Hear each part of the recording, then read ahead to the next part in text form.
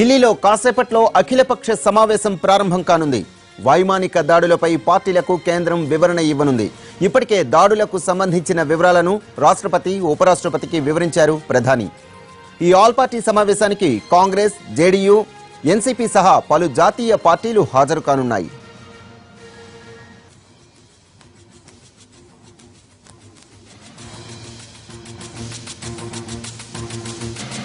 అఖిలపక్ష భేటీకి సంబంధించిన మరిన్ని వివరాలు మా ప్రతినిధి ప్రసాద్ అడిగి తెలుసుకుందాం.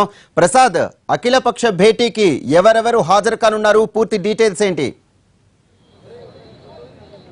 కొద్ది నిమిషాల క్రితమే విదేశీ వ్యవహారాల శాఖ ప్రధాన కార్యాలయం జవహర్ భవన్లో సుష్మా స్వరాజ్ అధ్యక్షతన ఈ సమావేశం ప్రారంభమైంది. ఈ సమావేశానికి కేబినెట్ కమిటీ ఆన్ సెక్యూరిటీ చెందినటువంటి సభ్యులు, మంత్రులు అరుణ్ జైట్లీ, అదేవిధంగా రాజ్నాథ్ సింగ్ లాంటి ముఖ్య నేతలతో సహా పార్లమెంట్ వ్యవహారాల శాఖ మంత్రి విజయ్ గోయల్ కూడా ఈ సమావేశానికి హాజరయ్యారు. దీంతోపాటు సీతారాం యెచూరి, గులాం నబీ ఆజాద్ ఇలాంటి ప్రముఖ నేతలంతా కూడా, ప్రతిపక్షాలకు చెందిన నేతలంతా కూడా ఈ సమావేశానికి హాజరయ్యారు. ఈ సమావేశంలో ప్రధానంగా ఉదయం కేబినెట్ కమిటీ ఆన్ సెక్యూరిటీలో జాతీయ భద్రతా సలహాదారు అజిత్ దోవల్ ఈ ఘటనకు సంబంధించినటువంటి అంశంలో ఎవరెవరు ఎంత మేరకు నష్టపోయారన్న అంశాన్ని చాలా వివరంగా తెలియజేశారు. మొత్తానికి 25 టాప్ తీవ్రవాద కమాండర్స్ ఈ ఘటనలో, ఈ దాడిలో మరణించినట్లుగా సిసిఎస్కు తెలియజేయడం జరిగింది. ఇదే సిసిఎస్లో జరిగినటువంటి వివరాలంటే కూడా దేశంలో ఉన్నటువంటి రాజకీయ పక్షాల నేతలందరికీ కూడా తెలియచేయాలనే ఉద్దేశంతోనే ఈ సమావేశాన్ని ఏర్పాటు చేయడం జరిగింది. ప్రధానంగా ఇది బాల్కోట్లో జరిగినటువంటి ఈ తీవ్రవాద క్యాంపుపై జరిగినటువంటి దాడి చాలా ముఖ్యమైనది, చాలా ప్రధానమైనటువంటి తీవ్రవాద స్థావరం ఇది. ఈ క్యాంపులో అనేకమైనటువంటి తీవ్రవాదాలు చెందినటువంటి శిక్షణా కార్యక్రమాలు చేసుకునేందుకు గాను అనువైనటువంటి గొప్ప ఫైరింగ్ రేంజెస్తో సహా అధునాతనమైనటువంటి ఎయిర్ కండిషన్స్, బ్యారెక్స్, వాళ్ళంతా కూడా శిక్షణ పొందిన తర్వాత విశ్రమించడానికి గాను పెద్ద పెద్ద బ్యారెక్స్తో సహా ట్రైనింగ్ ఇచ్చే శిక్షకులకు కూడా ఎయిర్ కండిషన్ లాంటి అధునాతనటువంటి ఆఫీసులు ఇవన్నీ కూడా ఆ ప్రాంతంలో ఉన్నాయి.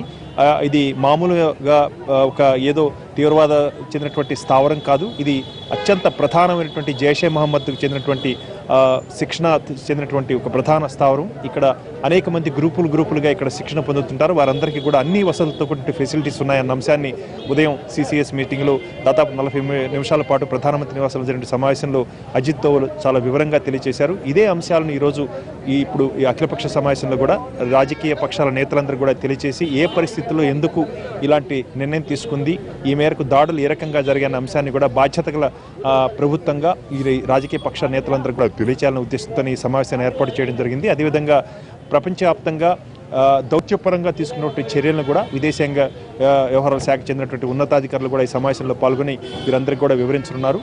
అదేవిధంగా అంతర్జాతీయంగా పాకిస్తాన్ను ఏకాకిని చేసేందుకు ఇప్పటికే దౌత్యపరంగా ఇతరత్ర అనేక అంశాల పరంగా తీసుకున్న చర్యలను కూడా ఈ సమావేశంలో వివరిస్తారు. ప్రధానంగా ఈ దాడిలో ఎంతమంది తీవ్రవాదులు చనిపోయారు, దానికి సంబంధించిన సవివరమైనటువంటి అన్ని విషయాలు కూడా, సమాచారం కూడా ఈ సమావేశంలో రాజకీయ పక్ష నేతలకు తెలియజేయాలనే ఉద్దేశంతోనే ఈ సమావేశాన్ని ఏర్పాటు చేయడం జరిగింది. కొద్ది గంటల క్రితం రాజస్థాన్లో కూడా ప్రధానమంత్రి ఒక పెద్ద ర్యాలీలో మాట్లాడుతూ దేశం అత్యంత క్షేమకరమైనటువంటి చేతుల్లో సురక్షితంగా ఉందన్న అభిప్రాయాన్ని చాలా గట్టిగా కూడా చెప్పారు. ఆ మేరకు భారత ప్రభుత్వం తీసుకున్నటువంటి చర్య దేశవ్యాప్తంగా వస్తున్నటువంటి అభినందనలతో సహా మద్దతు, ప్రజలు ఇస్తున్నటువంటి ఈ యొక్క సపోర్ట్ని కూడా చూసి ప్రభుత్వం కూడా మరింత చర్యలకు తీసుకునేందుకు ఉద్యుక్తమవుతుంది. ఆ మేరకు అన్ని రకాలుగా చర్యలు కూడా తీసుకోవడం జరిగింది. సరిహద్దు భద్రత చెందినటువంటి చర్యల్లో భాగంగా ఇప్పటికే పెద్ద ఎత్తున సాయుధ బలగాలను కూడా మోహరింపు చేయడం జరిగింది. ఇలాంటి అనేకమైనటువంటి అంశాలను ఈ ప్రతిపక్ష నేతలకు తెలియజేయాలనే ఉద్దేశంతో ఈ సమావేశాన్ని ఏర్పాటు చేయడం జరిగింది. సమావేశం కొనసాగుతుంది. సమావేశం కొనసాగిన తర్వాత వివరాలు తెలిసే అవకాశం ఉంది. Right, thank you.